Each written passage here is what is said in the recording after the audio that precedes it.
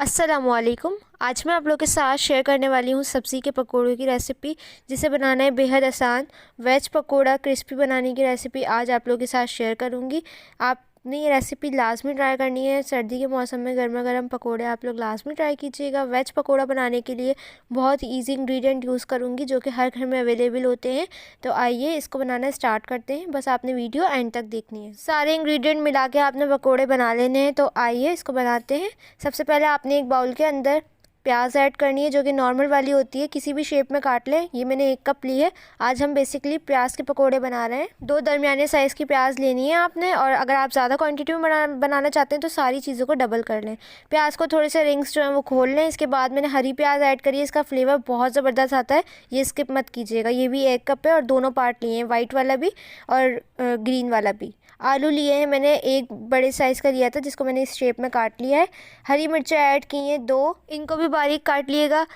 धनिया लिया है चॉप किया हुआ 2 टेबल स्पून।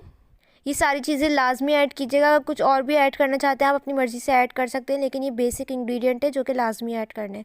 साथ ही कुछ स्पाइसेस ऐड करेंगे। सबसे पहले 1 टेबल स्पून कुटी हुई लाल मिर्च, आप कम भी ऐड कर सकते हैं। अजवाइन ऐड करेंगे 1 टीस्पून, इसका फ्लेवर बहुत अच्छा आएगा। यहाँ पे मैंने साबित धनिया लिया है 2 टेबल स्पून भर के लिया है, क्योंकि ये मुझे बहुत पसंद है पकोड़ों के अंदर। तो मैंने इसको हल्का सा कूट लिया था, 1 के 2 कर लिए थे बस इस तरह से। तो ये 2 टेबल स्पून ऐड करेंगे। बेकिंग सोडा ऐड करेंगे 2 से 3 चुटकी, ताकि अच्छे से फ्लफ़ी से बने। साथ ही हमने यहाँ पे नमक ऐड किया 1/2 टीस्पून, ये आप अपने हिसाब से कम ज़्यादा कर सकते हैं। अब यहाँ पे मैं बेसन ऐड करूँगी 1 कप। आपने फ़ौरन से 1 कप ऐड नहीं कर देना, थोड़ा सा ऐड करना है और इसको मिक्स करते जाना है। तो अभी मैंने आधा कप ऐड किया है, इसको अच्छी तरह से पहले मिक्स कर लें। अगर कम लगे तो फिर हम बाद में ऐड करेंगे। कंसिस्टेंसी जो है वो मैं आपको एंड में बताऊंगी कितनी होनी चाहिए। इसको मिक्स करने के बाद आपने इसके अंदर थोड़ा सा पानी ऐड करना है, इतना कि ये बस बाइंड हो जाए। तो इसके अंदर ज़्यादा बेसन ऐड नहीं करेंगे, इससे हमारे पकौड़े जो हैं वो क्रिस्पी नहीं बनेंगे।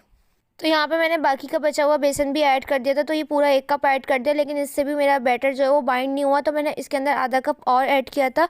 हो सकता है आपको 2 कप ऐड करना पड़ जाए। ये मेरा मेजरिंग कप है तो ये थोड़ा सा नॉर्मल होता है। बेसन ऐड करने के बाद मैंने थोड़ा सा पानी भी ऐड किया था। तो बस ये कंसिस्टेंसी जब आ जाए तो इसका मतलब है आपका बैटर रेडी है।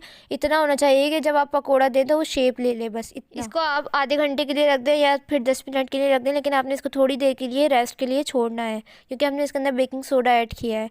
अब आपने एक पैन लेना है, उसके अंदर ऑयल ऐड करना है, उसको अच्छी तरह से गर्म कर लेना है। तेल जो है वो इतना होना चाहिए कि आपके जो पकोड़े हैं वो डीप फ्राई हो जाएं।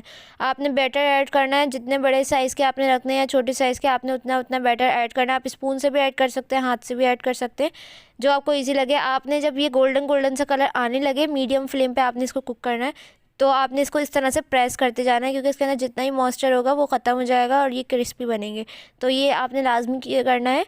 अब आपने इसको निकाल लेना है। जब अच्छे से गोल्डन कलर आ जाए और ये अंदर से कुक हो जाए तो क्रिस्पी से पकोड़े बनके तैयार हो गए हैं। आप इसको इसी तरह से केचप के साथ सर्व कर सकते हैं, किसी भी सॉस के साथ सर्व कर सकते हैं। इसी तरह से मैंने सारे पकोड़े तैयार कर लिए थे। तो ये थी हमारी आज की रेसिपी। कैसी लगी कमेंट सेक्शन में ज़रूर बताइएगा। मेरे चैनल पर नए हैं तो प्लीज़ चैनल को सब्सक्राइब कर दें, इससे मेरी हर न्यू वीडियो का नोटिफिकेशन आप लोगों को सबसे पहले देखने को मिलेगा।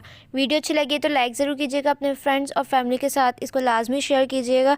फीडबैक देना मत भूलिएगा। फीडबैक देने के लिए इंस्टाग्राम पर मुझे फॉलो कर सकते हैं, वहाँ पर पिक्चर शेयर कर सकते हैं, या कॉमेंट सेक्शन में भी आप लोग अपना राय दे सकते हैं। तो इंशाल्लाह मिलूँगी नेक्स्ट रेसिपी के साथ। जब तक के लिए अल्लाह हाफ़िज़।